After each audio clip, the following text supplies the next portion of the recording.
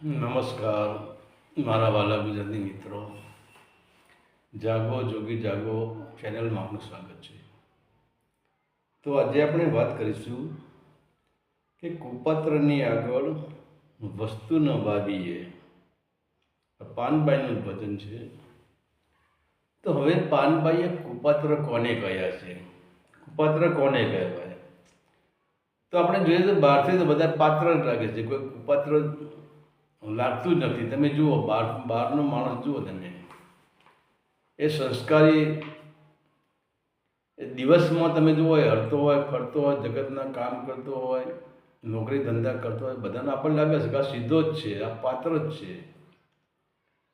પણ કુપાત્ર કોને કહેવો? હવે આપણે કુપાત્રને કેવી રીતે ઓળખી શકીએ? તો જ્યારે હનુમાનજી લંકામાં ગયા હતા, હનુમાનજીએ લંકામાં રાત્રિએ પ્રવેશ કર્યો છે. હનુમાનજી દિવસે લંકામાં ગયા જ નથી. કે હનુમાનજીને એવું લાગ્યું કે દિવસે તો બધા વ્યવસ્થિત ફરે, એમને સમાજનો ભય હોય, કુટુંબનો ડર હોય, એમની લાયકાતનો ડર હોય, એમની ડિગ્રીનો ડર હોય કે કોઈ મને શું કહેશે જગતમાં, મારી કેવી વાતો થશે. દિવસે તો બધા કમ્પ્લેટ ફરતા હોય, પણ માણસ રાત્રે બગડે. અને ખરેખર માણસનું જીવન જોવું હોય ને, તો માણસનું ઓરિજિનલ જીવન તમને રાત્રિમાં જોવા મળે, દિવસે જોવા ના મળે. કે દિવસે તો જગતના વચ્ચે રહેવાનો છે, એટલે એ પાત્ર તરીકે જ રહેવાનો છે. તમને એમ ના લાગે કે પાત્ર છે. પણ રાત્રિના જે એના કર્મો છે, એ કર્મ જુદા હોય, એના બતાવવાના દાંત પણ જુદા હોય અને ખાવાના દાંત પણ જુદા હોય. તો હવે અહીંયા સંતોની દ્રષ્ટિએ એવું કહેવાય છે કે કુપાત્ર એટલે પાત્ર વિનાની ધરતી. હવે આપણે ખેતી કરવી હોય તો ખેતીને આપણે ખેતરની અંદર પૂરેપૂરું ઘાસ ઉગી ગયું હોય, પૂરેપૂરો ઉગારો ઉગી ગયો હોય, પૂરેપૂરું નિંદામણ ઉગી ગયું હોય, તો આપણે એમાં બી નાખતા નથી. એ ઘાસને પહેલાં આપણે હળ ચલાવીએ, ટ્રેક્ટર ચલાવીએ કે બીજું કંઈ સાધન આપણે ગમે તે પ્રયત્ન કરીએ, પણ ખેતરને ચોખ્ખું કરવું પડે છે. અને ખેતરમાંથી બધું ઘાસ નીકળી જાય, ખેતર ચોખ્ખું થઈ જાય, ત્યારે જ પછી આપણે એમાં બી રોપીએ છીએ. તો સંતોના મત પ્રમાણે એવું કહેવાય છે કે આપણું મન એક ખેતર છે, અને એ ખેતરમાં તો આપણે જો ભક્તિનું બીજ નાખવું હોય, ભક્તિના બીજનો ઉછેર કરવો હોય, એનો છોડ બનાવવો હોય, ભક્તિનું ઝાડ બનાવવું હોય અને ભક્તિના ફળ મેળવવા હોય, તો જેમ આપણે બહારના ખેતરને ચોખ્ખું કરીએ છીએ, એમ અંદરના ખેતરને પણ ચોખ્ખું કરવું પડે, કે મનને પણ ચોખ્ખું કરવું પડે. કારણ કે મન રૂપી ખેતરમાં વિષય, વાસના, કામ, ક્રોધ, મદ, મોહ, લોભ, અહંકાર, રાગ, દ્વેષ, અત્યાચાર, ભ્રષ્ટાચાર, અવિવેક અને દ્વૈતભાવ, કેટલીક પ્રકારનું આમાં ઘાસ ઉગી નીકળ્યું છે. હવે ભક્તિનું બીજ રોપવા માટે આપણે ભક્તિનું બીજ તો રોપી દઈએ, પણ પેલા મુરાળા વચમાં નડે છે. હવે એ મુરાળા પર જો ભક્તિનું બીજ પડે અને ધરતીમાં બીજ ન જાય, તો પછી બીજ ઉગવાનું નથી, એ છોડ ઉગવાનું નથી. એટલે ગંગાસરજી કહે છે કે આવા માણસોને કુપાત્ર કહે છે, કે જેની ધરતીમાં બીજ રોપવાનો સમય થયો નથી. એવા માણસોને વસ્તુ ન વાવીએ, વસ્તુ એટલે બીજ. અને વસ્તુ કેમ કહી છે? કે જગતની બધી વસ્તુ સામાન્ય છે, અને જ્યાં સત્યની વસ્તુ છે એ અણમોલ છે. અણમોલ બીજ આવી જગ્યાએ વવાય નહીં. તો પછી આપણે ભાઈ કહીએ છીએ, ઘણી જગ્યાએ આપણે નથી કહેતા કે ક્યાંય કથા ચાલતી હોય, ક્યાં સત્સંગ ચાલતો હોય, તો ઘણા લોકો કથા સાંભળવા માટે જતા હોય, ઘણા સત્સંગ સાંભળવા માટે જતા હોય, પણ એમાં એક માણસ એવો હોય ને તો કે મારે કથા સાંભળવા આવવું છે. તો આપણે શું કે ભાઈ ભેંસના આગળ ભાગવત ન કરાય. એટલે કહેવાનો મતલબ કે તું ભેંસ જેવો છે. તું ભેંસ તો બિચારી ઉપરથી કાળી હોય પણ અંદરથી પવિત્ર હોય છે, અંદરથી આપણને દૂધ દે છે. પણ આ ભેંસ પાસે ભાગવત નકામવું પડે એનો અર્થ એવો થશે કે આ માણસ બહારથી એ કાળો છે અને અંદરથી એ કાળો છે, આનામાં ભાગવત ઉતરે નહીં. તો આવા માણસો છે એની અંદર ભક્તિનું બીજ ન રોપાય, એનું બીજ ન રોપાય એમાં. તો હવે પાત્રની વસ્તુ એવી છે કે એક સાધુનું નામ યાદ આવી ગયું. એક રાજા હતા. એ રાજાને ત્યાં હદમાં એક સાધુ આવ્યા. બહુ પવિત્ર સાધુ હતા, બહુ સંસ્કારી સાધુ હતા, તપસ્વી સાધુ હતા. રાજાએ સાધુના સમાચાર મળે તો રાજા સાધુને મળવા ગયા. તો સાધુને મળવા રાજા ગયા એટલે રાજા સાધુ પાસે જ બેઠા. નમસ્કાર. રાજા તમે જુઓ ગમે એવો રાજા પણ સાધુના ચરણો સ્પર્શ કરે. તો રાજાએ સાધુના ચરણ સ્પર્શ કર્યા છે, બેઠા છે. હવે આ રાજા સાધુ પાસે 2-2.5 કલાક બેઠા. તો સાધુનું જ્ઞાન એમની ચર્ચા સાંભળી, જ્ઞાનની ચર્ચા રાજાને થઈ ગયું કે આ સાધુને મારા મહેલમાં બોલાવવા છે અને મારે એમને ભિક્ષાપાત્ર ભરી દેવું છે, એ કે એમને જમાડવા છે. તો રાજાએ કહ્યું કે ગુરુજી, કાલે તમે ક્યાંય ભિક્ષા લેવા માટે જતા નહીં, કારણ કે શું સાધુ તો ભિક્ષા માગીને જમતા હતા. કાલે તમે ક્યાંય ભિક્ષા લેવા માટે જતા નહીં, તમે મારા મહેલે પધારી જજો, હું તમને ભિક્ષા આપીશ. પણ રાજાને લાગી ગયું કે હવે આ રાજમાંથી મેં ઘણું રાજ કર્યું, પણ હવે એમને સાધુને કહ્યું કે મને કંઈ એવો સાચો માર્ગ બતાવો કે જે હું સત્યને જાણી શકું. તો પછી સાધુ કહે વાંધો નહીં, કાલે હું ભિક્ષાપાત્ર લઈને આવી જઈશ, મારું ભિક્ષાપાત્ર તમે ભરી દેજો. તો રાજા ઘરે જાય છે ને ઘરે જઈને પછી બીજા દિવસે સવારે વિચાર કે સાધુને પ્રિય વસ્તુ શું. ત્યારે રાણીને કહે છે કે એક કામ કરાવો, આજે તો દાસીઓ પાસે નહીં પણ તમે જાતે જ ખીર બનાવો અને એટલી બધી સ્વાદિષ્ટ ખીર બનાવો કે મારે આજે સાધુ મહારાજને જમાડવા છે. સાધુ મહારાજનું ભિક્ષાપાત્ર છે મારે ખીરથી ભરી દેવું છે. અને સાધુ મહારાજને આજે આપણા ઘરે અહીંયા બોલાવવાના છે આપણે. હવે રાણીએ ખીર બનાવી દીધી. પણ સાધુ મહાત્માએ વિચાર કર્યો, સાધુએ વિચાર કર્યો, સંતે વિચાર કર્યો, આના અહીંયા હું ખીર ભિક્ષા લેવા માટે તો જઈશ.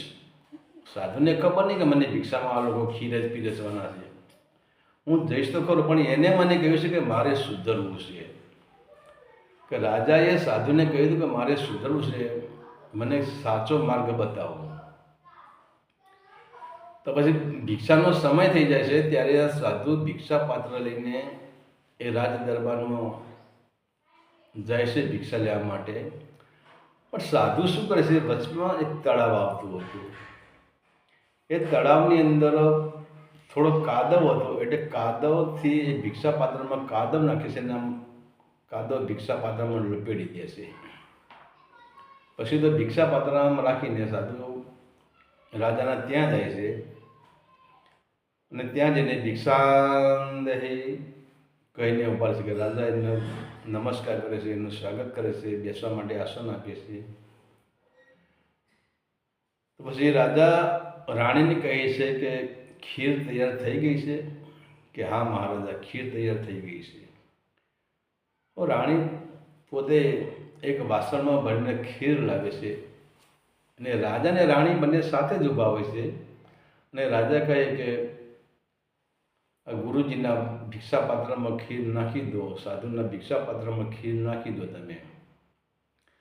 પણ જ્યાં આમ ખીર નાખવા જાય છે અંદર, ત્યાં રાજાની નજર પડે છે કે ભિક્ષાપાત્રમાં નકરો કાદવ ચોંટ્યો છે, નકરો ગાળો ચોંટેલો છે. ત્યારે રાજા કહે છે કે મહારાજ, લાવો તમારું ભિક્ષાપાત્ર હું સાફ કરી લાવો. મહારાજ કહે કે મારા ભિક્ષાપાત્રમાં શું તકલીફ છે, શું સાફ કર્યું? કે અંદર કાદવ ચોંટ્યો છે અને જો કાદવમાં અમારી ખીર પડશે ને તો ખીર બગડી જશે. ત્યારે હવે આ ભારતનો સાધુ એ રાજાને કહે છે, કાલે તમે મને વાત કરી કે મને કંઈક સુધારો, તમે મારે સત્યને જાણવું છે. તો તમારી અંદર જ્યાં મારા દીક્ષાપાત્રની અંદર કાદવ ભરેલો છે અને એમાં જો ખીર નાખવાથી તમારું ખીર બગડી જતી હોય તો તું તો કુપાત્ર છે, એને સાધુ કોઈનું રાખે જ નહીં. એટલે તું મારા કમંડળમાં, મારા દીક્ષાપાત્રમાં કાદવ છે ને, એમ તારા મગજની અંદર આખી ગંદકી ભરેલી છે. હવે એ ગંદકીમાં હું મારું બીજ કેવી નાખું? અને જો હું બીજ નાખું તો જેમ તારું ખીર બગડી જાય એમ મારું તારા અંદર નાખેલું બીજ પણ બગડી જાય. તો રાજા કહે, ગુરુજી હવે મારે શું કરવું? ત્યારે ગુરુજી કહે છે કે હવે તું એક કામ કર,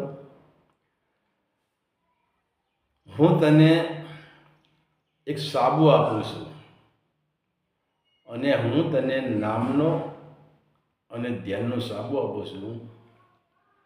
નામરૂપી તને પાણી આપું છું અને ધ્યાનરૂપી તને સાબુ આપું છું.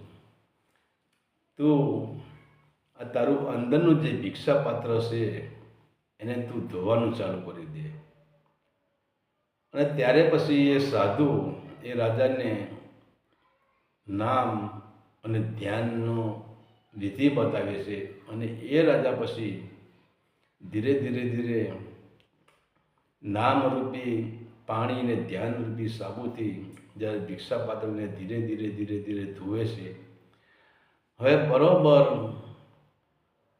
2-2.5 વર્ષના માણા વહી ગયા છે. ત્યારે હવે આ સાધુને લાગ્યું કે લાવો હવે જવું તો ખરો. પેલા રાજાનું ભિક્ષાપાત્ર ગંદકી કુપાત્ર છે કે પાત્ર છે તો જોવું જ પડશે. હવે પહેલાં તો મને મળ્યું ત્યાં તો કુપાત્ર હતો, હવે એ પાત્ર શુદ્ધ બન્યું છે કે નથી બન્યું? ત્યારે પછી એ સાધુ આવે છે અને એમને જોઈને રાજા જેમ પગમાં લાકડી પડી જાય છે. પણ એ ટાઈમે સાધુ જુઓ, સાધુનામાં એટલી શક્તિ હોય છે, પણ સાધુઓને મોટા થવું ગમતું જ નથી. એમની કોઈ વાહ કરે, એમને ઊંચા આસન ઉપર બેસાડે, એમની આવું કંઈ અપેક્ષા સાધુઓની, સાચા સાધુની કોઈ અપેક્ષા જ હોતી નથી. તમારા ઘીરે આવે તો તમે તમારા ત્યાં 2 મહિના રોકાય, પણ તમે એ સાધુને ન ઓળખી શકો કે જેવું તમે રહો છો એવું એ તમારી લાઈનમાં જે પડી જાય. તમે એને ઊંચા આસને બેસાડો કે નીચે બેસાડો કે કચરામાં બેસાડો કે એને જેમ રાખો, એનું જીવન મતલબ સાદું જ થઈ જાય.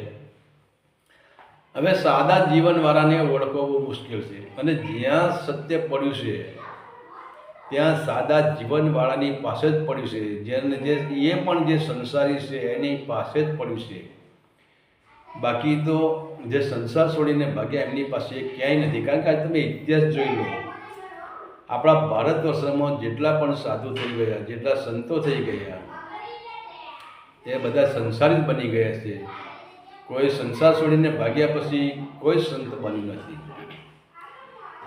તો પછી જ્યારે સાધુ મહાત્મા આવે છે ને પછી જેમ આપણે જોઈએ કે આપણે કંઈક જમણવાર રાખ્યો હોય અને એ જમણવારમાં આપણે 5 કિલો ભાત બનાવવાના હોય, તો જે રસોઈયો હોય ને એ 5 કિલો ભાતના દાણા ચોખા ન દબાવે, ફક્ત ભાતમાંથી રહીને એક જ ચોખ્ખો દબાવે એને એમ તમે ખબર પડે કે ચોખા પાકી ગયા છે. એમાં સાધુની દ્રષ્ટિ રસોઈયા જેવી હોય છે. એ તમારા સામે નજર કરે, તમારું એક લક્ષણ એ પકડી લે અને ખબર પડી જાય કે આ ભાત પાકી ગયું છે. અને આ પહેલાં અપવિત્ર હતો પણ હવે આ પવિત્ર થઈ ગયો છે.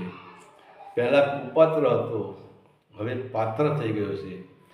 અને જ્યારે સાધુને એમ લાગે કે હવે આ પાત્ર બરાબર છે અને હવે આમાં જો હું મારું બીજ નાખીશ, આ ધરતી હવે ફળદ્રુપ થઈ ગઈ છે, આમાં કુપાત્રતા ક્યાંય કુપાત્રતા એટલે મૂળ વિષય વાસના કામ ક્રોધ મદ મોહ લોભ અહંકાર આ બધા મૂળ, આ બધું ઘાસ જેનામાં ભર્યું હોય ને આપણે કુપાત્ર કહીએ. એની ખેતી ફળદ્રુપ ના થઈ જાય. પણ પાત્ર ખેતર બીજને પાત્ર ક્યારે થાય તે ખેતરમાંથી આપણે બધું ઘાસ હટાવી દઈએ અને ખેતરને ફળદ્રુપ બનાવીએ ત્યારે ખેતર બીજને પાત્ર થાય. એમ સાધુને થઈ ગયું કે હવે આ પાત્ર થઈ ગયું છે. અને ત્યાર પછી જે સાધુ મહાત્માએ એ મહારાજાને અસલ જે માર્ગ હતો, જે શ્વાસોનું જ્ઞાન, જેનો સૂક્ષ્મણામાં પ્રવેશ, જેમાં અનહદનાદમાં પ્રવેશ અને ભવર ગુફામાં આસન જે જમાવે, એમાં ભવર ગુફામાં પછી એ સાધુએ મહારાજને વિશ્રામ કરાવ્યો.